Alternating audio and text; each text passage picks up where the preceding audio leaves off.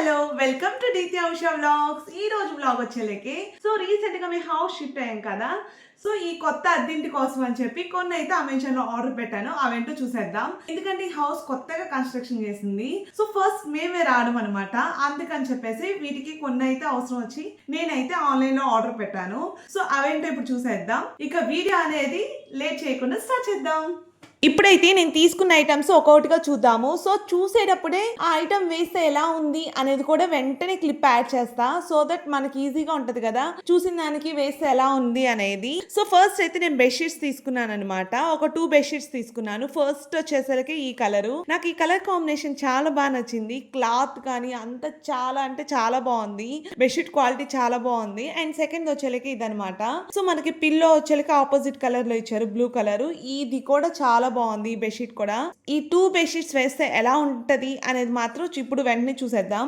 ఈ bedsheets link కావాలంటే నా కామెంట్ సెక్షన్ లో కామెంట్ చేయండి. నేనైతే మాత్రం కమ్యూనిటీ ట్యాబ్ లో పోస్ట్ చేస్తాను. ఫస్ట్ బెడ్షీట్ వచ్చేలకి ఇదనమాట. చూసారు కదా వేస్తే ఎంత బాగుందో. ఇక్కడ ఏంటంటే మనకి పిల్లో కూడా జిప్ ఇచ్చారు. చాలా నీట్ గా ఉంది వేసిన తర్వాత.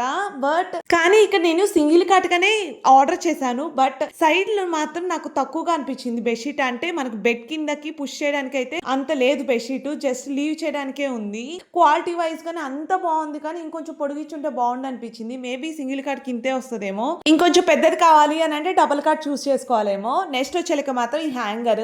చెప్పాను కదా కొత్త ఇల్లు అని చెప్పి, అందుకని చెప్పి స్క్రూస్ ఇవన్నీ పెట్టడం ఎందుకులే అని చెప్పేసి అమెజాన్ లో సర్చ్ చేస్తుంటే నాకైతే ఇది కనిపించింది అనమాట. సరే ఒకసారి ట్రై చేద్దాం అని చెప్పి ఫస్ట్ అయితే ఒకటి ఆర్డర్ చేశాను. ఇది ఇన్స్టాల్ చేస్తే కూడా ఎలా ఉంటది అనేది చూసేద్దాం. జస్ట్ అలాగా మనం డోర్ కి హ్యాంగ్ చేసుకుంటే సరిపోతుంది అనమాట. నాకు ఆర్డర్ పెట్టిన కాడి నుంచి ఇక్కడ ఇంకొక డౌట్ ఏంటంటే, అలా హ్యాంగ్ చేసిన తర్వాత డోర్ కి ఆ డోర్ పడుతుందా లేదా అనేది అసలుకి చాలా సేపు ఆలోచించాను. సరే ఒకసారి ట్రై చేద్దామని చూసాను, కానీ చక్కగా డోర్ కూడా పడుతుంది అనమాట. ప్రాబ్లం ఏం లేదు. నెక్స్ట్ వచ్చేలేకి ఈ స్క్రూస్ అనమాట. జస్ట్ స్టిక్ చేసుకుంటే సరిపోతుంది.